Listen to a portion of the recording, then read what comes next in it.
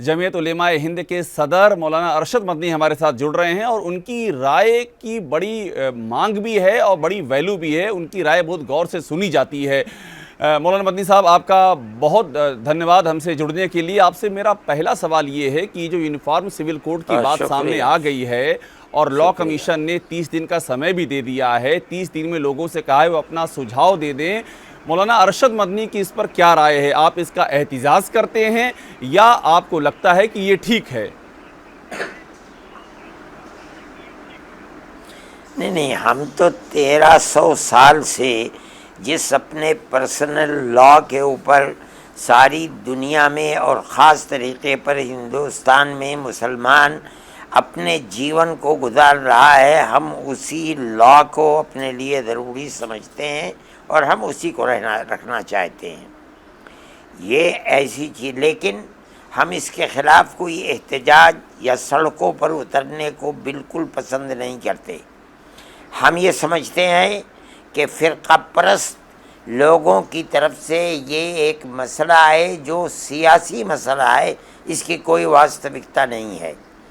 वो इस वोट को हिंदू मुसलमान को अलग अलग करना चाहते हैं और जो काम आज तक नहीं हुआ वो ये लोगों को बताना चाहते हैं कि जो काम मुसलमान के ख़िलाफ़ मुल्क की आज़ादी के बाद से आज तक किसी गवर्नमेंट ने नहीं किया था, हमने मुसलमान को वो चोट लगा दी। जी मदनी साहब, आपने एक बहुत ही महत्वपूर्ण बात आपने कही है। मदनी साहब, आपने एक बड़ी बात कही। आपने कहा कि हम इसका एहतिजाज नहीं करेंगे, हम सड़कों पर नहीं उतरेंगे। आपका ये बयान बहुत मायने रखता है, क्योंकि बहुत सारे ऐसे भी लोग हैं जो कह रहे हैं कि एहतिजाज करेंगे, मुखालफत करेंगे, सड़कों पर उतरेंगे, लेकिन आप इसके खिलाफ कह रहे हैं। आपकी सोच क्या है? आखिर क्यों आप एहतिजाज करने से मना कर रहे हैं? ये बड़ा दिलचस्प मसला है। ये तो अगर ठीक है, जितना एहतजाज किया जाएगा उतना ही हिंदू मुस्लिम में दूरी होगी और फ़िरक़ा परस्त जहन रखने वाले लोग उसमें कामयाब होंगे।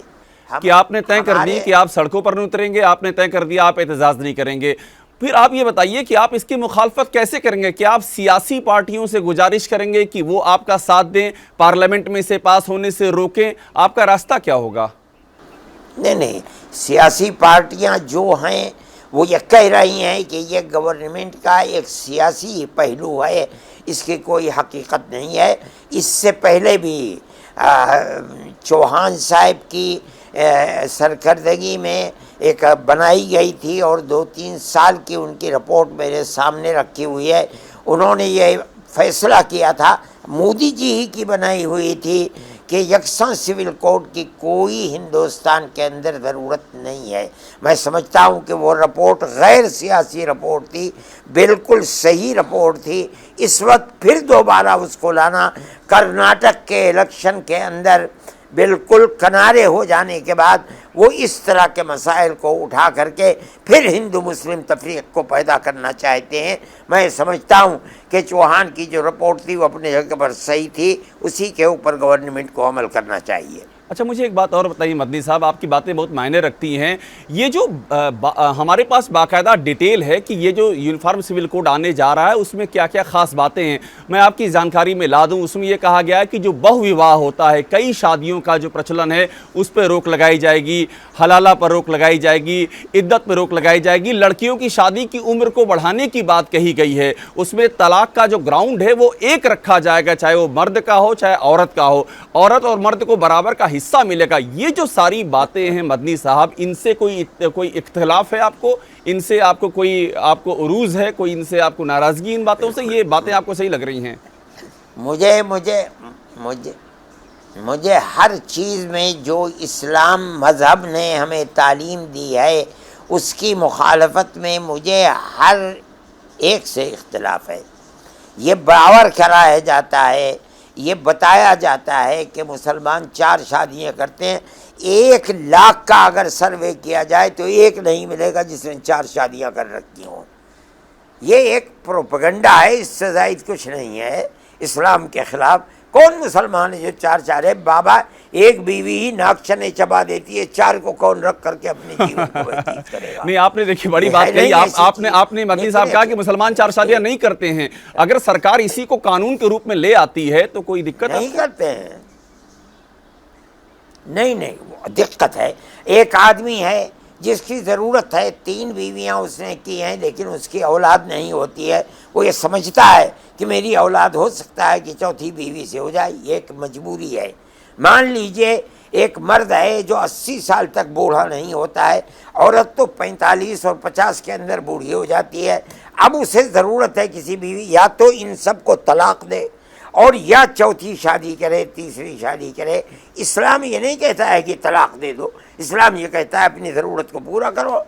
आप एक दरवाजे को बंद करके कोई खैर का पहलू नहीं उसके अंदर रखते हैं, वो दरवाज़ा बंद हो जाएगा। लाख में से 2-4 आदमियों की ज़रूरतों को आप दरवाजे को बंद कर देंगे, ये कोई अच्छी बात नहीं है। मदनी साहब, आपसे मेरी इससे पहले जब बात हो रही थी, आपने एक बड़ी बात कही थी। आपने ये कहा था कि इस्लाम बराबरी की बात करता है। आपने पैगंबर साहब का हवाला दिया और आपने ये कहा कि उन्होंने भी बराबरी की बात की थी, और आपकी बात बड़ी दीगर मुझे बात लगी थी। आप मुझे बात समझाइए कि जब बराबरी की बात आप करते हैं तो मर्द को आप कह रहे हैं आदमी का 3 शादी से नहीं तो चौथी शादी से बच्चा हो जाएगा, तो औरतों के हक हुकूक का क्या होगा? अगर औरतें भी इस बराबरी की बात करें, जैसे मर्द को जो अधिकार मिलते हैं वही अधिकार अगर औरतें भी मांगने लगें तो हमारा समाज कहाँ जाएगा? फिर तो दोनों तरफ से शुरू हो जाएगा। तो इसीलिए एक तो कानून होना चाहिए ना जो सबके लिए समान हो। मतलब ये है कि आप कौन सा कानून चाहते हैं? अगर मर्द 2 शादी करता है तो बीवी को भी 2 शादी की इजाजत दी जाए, ये कहना चाहते हैं आप? दोनों को एक शादी की इजाजत हो, मैं ये कह रहा हूं। दोनों को एक पत्नी एक पति, ये जो कॉन्सेप्ट है इसमें क्या दिक्कत है आपको? दोनों के लिए एक जैसे अधिकार होंगे, जो मर्द के लिए वही औरत के लिए। ये बताइए कि अगर मर्द को जरूरत है दूसरी शादी की तो वो क्या करे? औलाद नहीं होती इस बीवी से, अब बताइए क्या करे? अब इसमें जो सवाल ये उठेगा कि आप मदनी साहब, आप बहुत ही आपकी जो समझ है उस पर मुझे कोई संदेह नहीं है। आपने बहुत ही अध्ययन किया है, धार्मिक ग्रंथों का अध्ययन किया है। लेकिन देखिए, जो नारीवादी हैं वो ये कहेंगे कि ज़रूरत क्या सिर्फ पुरुष की होती है, ज़रूरत औरत की भी होती है। और इसी पर मैं आपको आगे ले जाता हूं कि जो संपत्ति में बंटवारे का मसला होता है, आपके यहाँ अभी तक जो नियम है उसमें यह है कि जो औरत को हिस्सा मिलेगा वो मर्द के हिस्से का आधा मिलेगा। जो बंटवारा, जो उत्तराधिकार और बंटवारे का सवाल होता है, यहाँ है कि बराबर मिलेगा। हाँ। यहाँ पर है बराबर मिलेगा।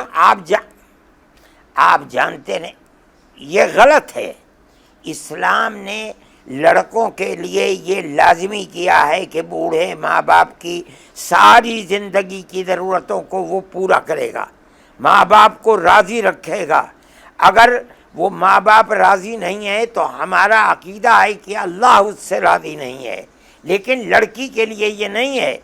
जब लड़की का हाथ दूसरे लड़के के हाथ में दे दिया गया, अब इस लड़की के लिए ये ज़रूरी है कि वो अपने शौहर को, जो उसका मर्द है, उसको राज़ी रखे, उसकी औलाद की परवरिश करे, वो माँ बाप को राज़ी रखे, ये उनकी खिदमत करे। ये लड़की के ऊपर नहीं है, लेकिन लड़के के ऊपर लाजिम है। अगर वो उनकी खिदमत नहीं करेगा तो अल्लाह उससे राज़ी नहीं रहेगा।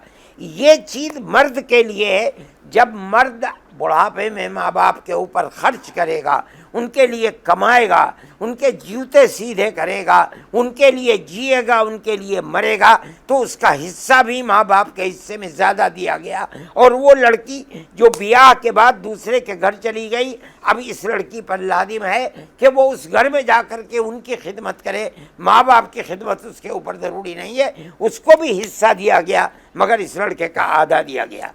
आप ये नहीं समझते, नहीं जानते कि इस्लाम ने आधा दिया क्यों है, इसलिए ऐसी बात करते हैं। ठीक है मदनी साहब, एक सवाल आपसे और मैं ले लूं। आपने जो बातें आपने कही हैं, आपका अपना दीन का, आपका अपना इल्म है, आपका अपना ज्ञान है, उसके खिलाफ भी बातें कही जाती हैं। लेकिन अब मैं हट रहा हूं, मैं इस पे आ रहा हूं कि आप क्या मोदी जी से कुछ संवाद करना चाहेंगे? पिछली बार जब मैंने आपसे बात की थी तो आपने ये कहा था वो मेरे मुल्क के प्रधानमंत्री हैं, मुझे बुलाएंगे, मैं 10 बार जाऊँगा। तो अगर आपको लगता है कि कॉमन सिविल कोड इतना ही ख़राब है तो क्या आप चाहेंगे कि आप अपनी बात उन तक पहुँचाएँ, आप उनसे मिलें, अपनी बात कहें? क्या आप ये पहल करना चाहेंगे?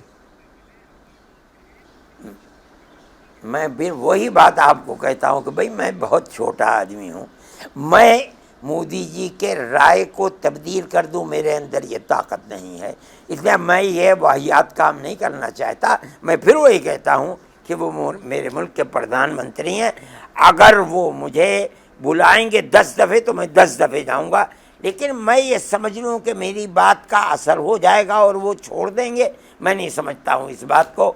ये एक पॉलिसी है बीजेपी की कि मुसलमान और हिंदुओं को तकसीम कर दिया जाए और सिर्फ हिंदू के वोट के ऊपर हुकूमत बनाई जाए, इसलिए मैं नहीं समझता हूँ कि ये चीज़ मुफीद होगी। मैं छोटा सा आदमी हूँ, सड़क पर चलने वाला आदमी हूँ, अपने घर में बैठा हूँ और मेरी उम्र 82 साल हो गई, मैं अभी इस लायक भी नहीं हूँ। आखिरी सवाल आपसे मैं ये ज़रूर लूँगा कि अगर जिस तरह से बीजेपी के पास सपोर्ट है इस समय पार्लियामेंट में, ये पास हो जाता है तब आप क्या करेंगे? आपने कह दिया आप एहतजाज नहीं करेंगे, आप सड़कों पर नहीं उतरेंगे, तो जब पास हो गया तो क्या करेंगे फिर आप स्वीकार लेंगे इसको? फिर हम क्या कर सकते हैं? नहीं, हमारे पास ताकत नहीं है। अगर ये पास हो गया और कर दिया, बज़ोर ज़बरदस्ती कर दिया गया, हम क्या कर सकते हैं? हमारे पास कोई ताकत नहीं है। लेकिन मैं नहीं समझता हूँ कि जमहूरियत का नारा देने वाली कोई हुकूमत ऐसा करेगी। मेरा ख्याल ये है कि ऐसा नहीं किया जाएगा। इसके अंदर हिंदुओं की भी मुखालफत है। आज बयानात आ रहे हैं कि जो कुछ किया जा रहा है ये सियासत है, इसकी कोई वास्तविकता और हकीकत नहीं है। ठीक है मदनी साहब, आप ये कहते हैं कि अगर उन्होंने ज़बरदस्ती ये कर दिया तो हम क्या करेंगे? हम क्या कर सकते हैं? उन्होंने हमारी बाबरी मस्जिद को ज़बरदस्ती मंदिर बनाया, हम क्या कर सकते हैं? हम कुछ भी नहीं कर सके। इसलिए मैं इस चीज़ को नहीं समझता हूँ, हम कुछ नहीं कर पाएंगे। शुक्रिया मदनी साहब, बहुत शुक्रिया आपको, बहुत धन्यवाद समय देने के लिए।